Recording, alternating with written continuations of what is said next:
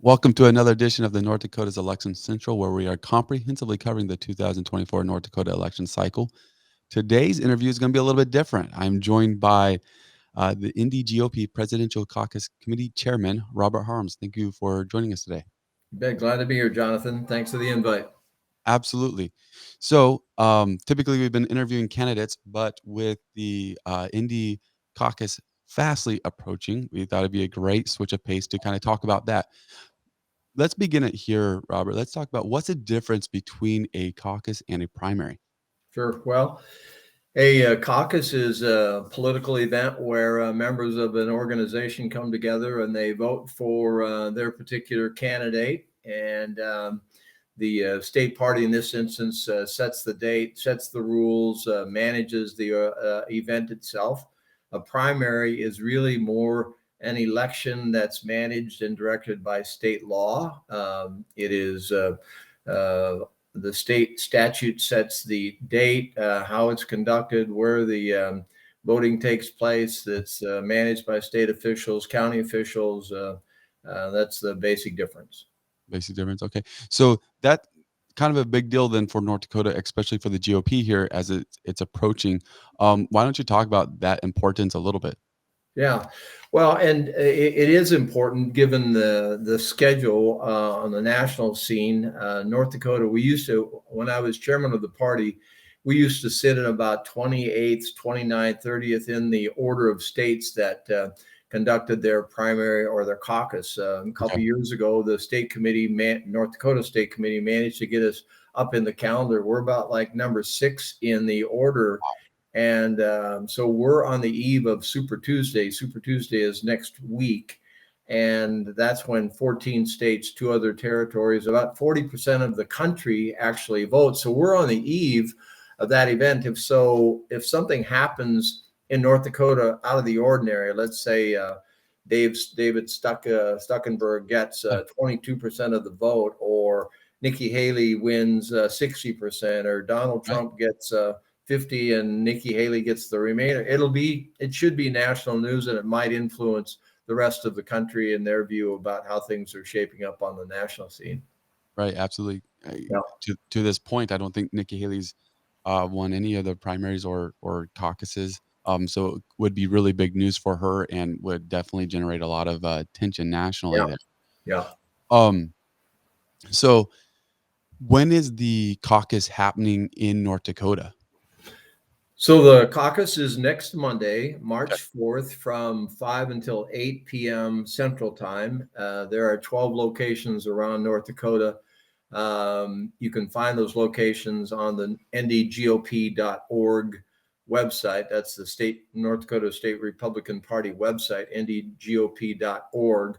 But the short version is every major community on Highway 2 and every major community along I-94, those 4 communities, Williston, Minot, Devils Lake, Grand Forks, and Dickinson, Bismarck, Jamestown, and Fargo, and then 4 other communities up in the Northeast: Cavalier, Carrington, Valley City, and Wahpeton. So there are voting sites at each one of those 12 communities between 5 and 8 Central Time. And written ballots, we've had 30,000 ballots printed and have been distributed to those 12 communities. And we've got teams in each of those communities getting ready for what we think should be a fun evening, an Okay. interesting evening on next Monday. Well, you mentioned that it's a fun evening, so let's talk about that. Yeah. What's kind of the experience? I show up, I probably there'll be a little bit of a line or whatever, but I get there. What are some of the things that I should be bringing to the caucus in order to be able to get in? Well, you should have an ID that we follow the same protocols that the North Dakota Secretary of State does. I mean, so you should have either a North Dakota driver's license or a North Dakota issued state ID or a tribal ID. If you're living in a nursing home, you need some kind of a certificate that shows that you're a resident in North Dakota. And anybody can vote. If you work in Williston and you're in Bismarck that day, you can vote in Bismarck. Okay. Vice versa, if you're working in Bismarck and or you're in Williston and you live in Bismarck, you can vote in Williston. So access, there'd be a couple things that I would urge your viewers to look at. Go to the ndgop.org website. You can get your Republican membership. You can print the email that confirms that you're a member of the North Dakota Republican Party. That email will get you into a fast lane, and you can get access and your ballot quickly that way. There's another way to do it on the website. If you don't print the email, there's after you become a member of the party, you can hit a fast pass, and that will get you a quick entry into the event as well. So either of those printed documents will get you through the lines quickly. The other thing that we'll expect is that there will be tables set up for paid members of the party. We'll have electronic memberships available. So if you show up and we'll look up your name, yep, he's been a member, he's paid his dues, confirm your current mailing address, and you get your ballot and you're in the door. If let's say I show up and I haven't paid my membership, and so there's a way we'll have people with tablets there that can take down Bob Harms's information, where he lives, take his credit card, get him signed up, and get him through as quickly as we can. And let's say Harms shows up and he's not a member of the party, and he doesn't want to be a member of the party. He said he's voted his whole life as a Republican. He's given money to the local Republican candidates, but he just doesn't want to be a member of the North Dakota Republican Party because he knows they send out a lot of letters wanting money. So he shows up. What do we do with a guy like that? Well, he can vote. He doesn't have to let go of the $50 he's hanging on to with both of his hands. So he doesn't have to let go of that $50. And there's an off ramp for him. We'll ask him to sign a pledge to affiliate with the party, and he can get a ballot without paying the $50 to become a member of the Republican Party. Okay, so very comprehensive ways to get in. Yeah, and then once you're there, it should be kind of fun, because in almost all of the venues there'll be food and beverage, and then we'll have 3 of the campaigns speak to Republicans statewide, beginning at 5:45 as the first speaker. But we've had 4 campaigns actually on the ballot.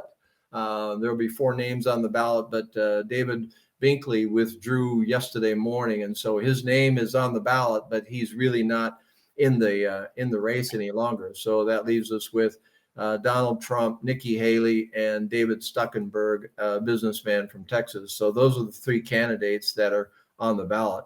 What I was getting at, Jonathan, was that once you're there, we'll have national campaigns speak to all of the Republicans electronically. It won't be recorded, it'll be live, and all 12 sites are set up so that if you and I go to the Bismarck Energy Center at BSC, we can go in and start watching the speakers begin at 5:45. Now, a couple of things that have popped up in just the last few days. So Donald Trump was supposed to speak at 5:45. He has asked Governor Burgum to speak on his behalf for that 15 minutes. He's followed by David Stuckenberg, and then Nikki Haley will speak in person or virtually. She'll speak to the Republicans that evening as well. So should be an interesting evening. So there's food. You'll be able to hang out with other Republicans, and then you're actually going to be able to hear from most of the candidates virtually.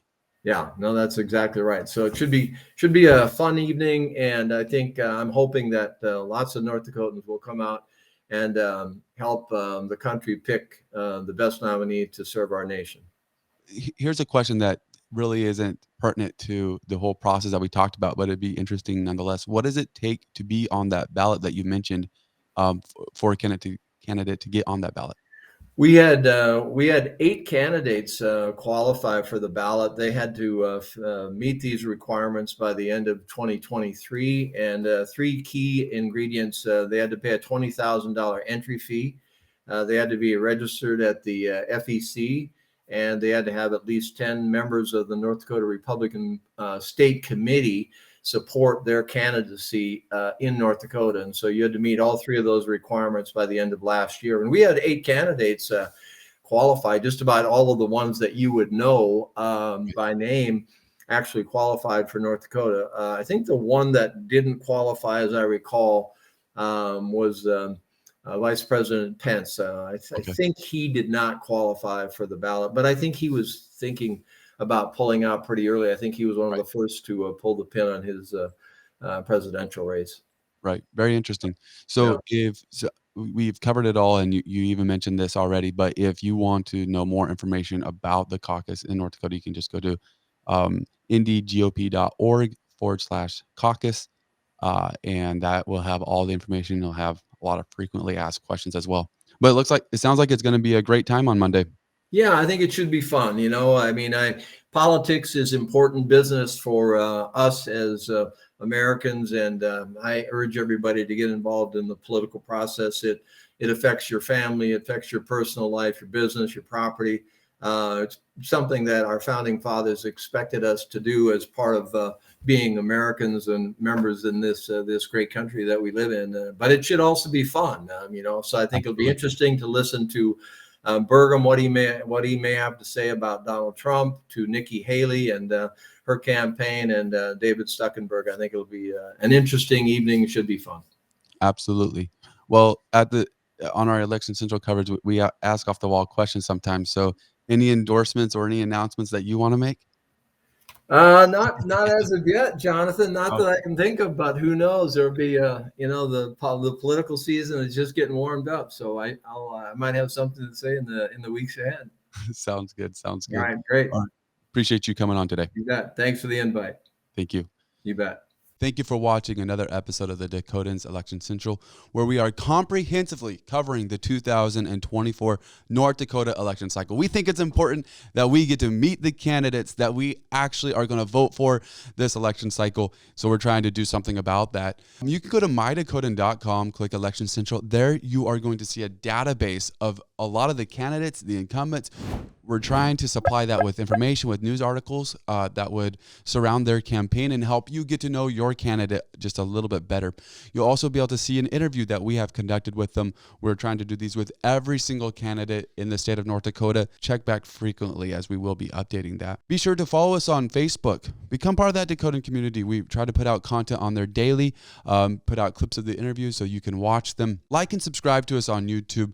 Be sure to stay up to date on our latest content as we try to produce daily content for North Dakota. Lastly, we are on Apple Podcasts. We are on Google Podcasts. We are most likely on your favorite podcasting app. We're just trying to get this content to wherever it is that you consume content at. So really trying to do everything we can do for the communities throughout North Dakota. Thank you for watching this video, and have a great day.